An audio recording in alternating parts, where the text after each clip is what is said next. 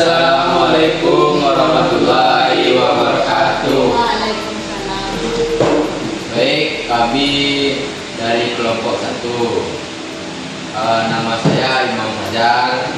Saya Fadel Muhammad, saya Sigio Peni. Kami akan mempresentasikan tentang yaitu pertama surat lamaran, yang kedua menganalisis kaidah kebahasaan teks editorial. Mari kita mulai dari yang pertama terlebih dahulu, yaitu surat lamaran. Di sini ada alinea pembuka. Alinea pembuka terdiri dari iklan. Tentunya setelah membaca iklan yang dimuat dalam harian, bisa harian Express, dari koran, dan juga tanggalnya yang isinya menyatakan bahwa ya contohnya saya membaca iklan yang menyatakan bahwa PT bla bla bla membutuhkan tenaga kerja yang berkenaan dengan hal tersebut. Lalu yang kedua ada informasi dari seseorang.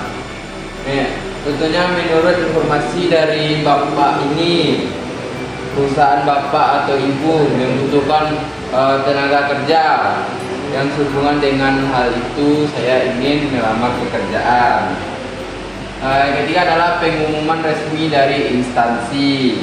Pengumuman resmi instansi yang membutuhkan tenaga kerja berdasarkan dengan pengumuman nomor tanggal yang tentang penerimaan karyawan dari PT, misalnya PT Gudang Garam, maka yang bertanda tangan di bawah ini.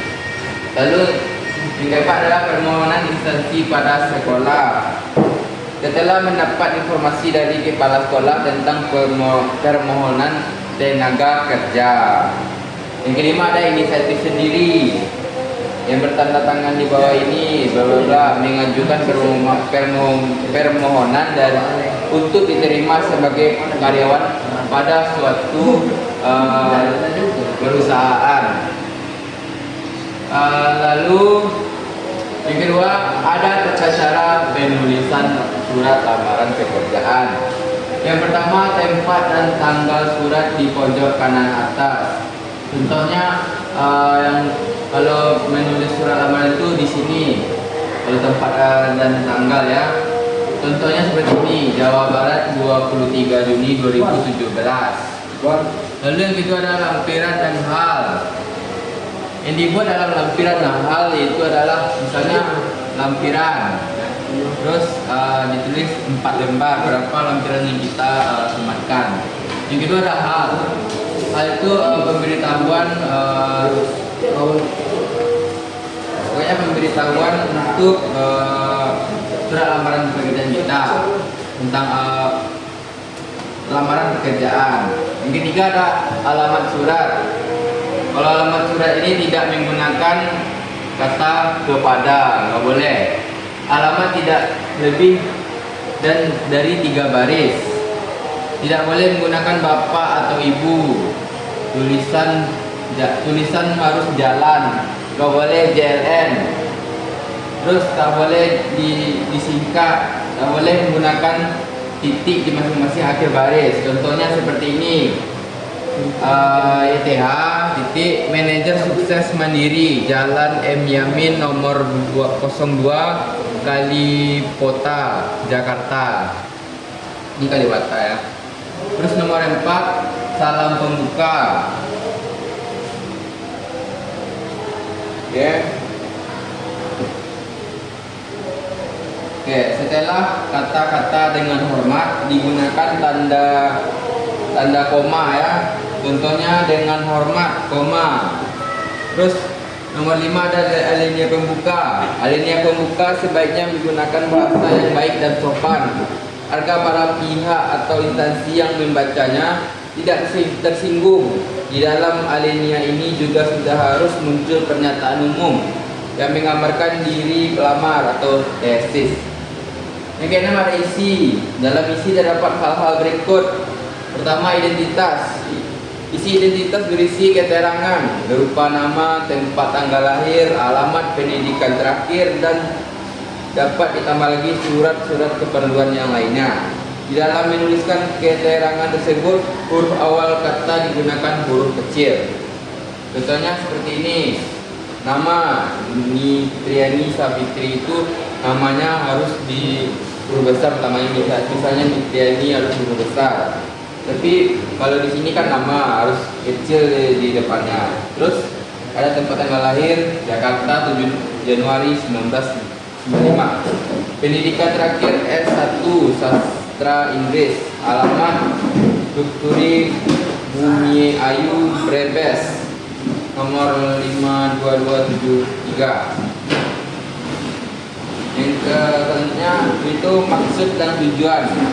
Maksud dan tujuan merupakan keterangan tentang alasan pengirim atau pelamar pekerjaan menulis surat. Yang ketiga, menyatakan lampiran tentang syarat yang sudah diminta oleh instansi yang membutuhkan pekerja. Oleh karena itu, pelamar harus memenuhi lampiran yang diminta tersebut. Kemudian di setiap perincian digunakan tanda baca titik, koma, dan di akhir lampiran digunakan tanda baca titik.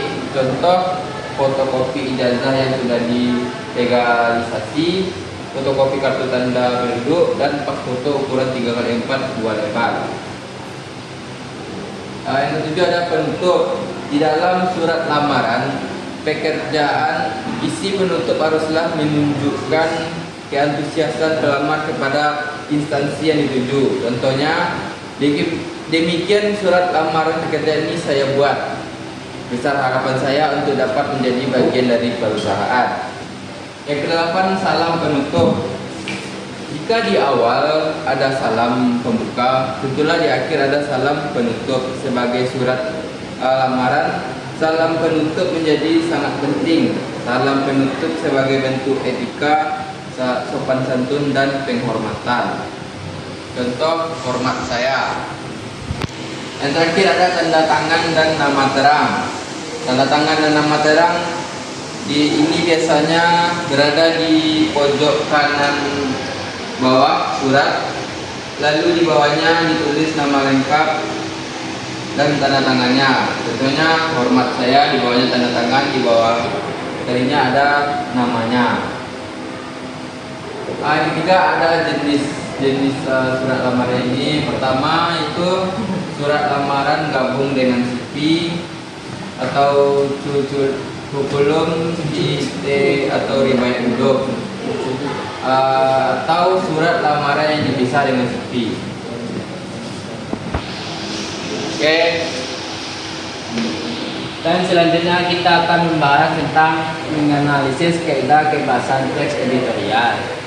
1. Penggunaan kalimat retoris. Kalimat pertanyaan yang tidak ditujukan untuk mendapatkan jawabannya. Pertanyaan tersebut dimaksudkan agar pembaca merenungkan masalah yang dipertanyakan tersebut, sehingga terhubung untuk terbuat sesuatu atau minimal terubah pandangannya terhadap isu yang dibahas. Dalam teks kado tahun baru 2014 dari Pertamina, kalimat statisnya terdapat pada paragraf keempat berikut ini.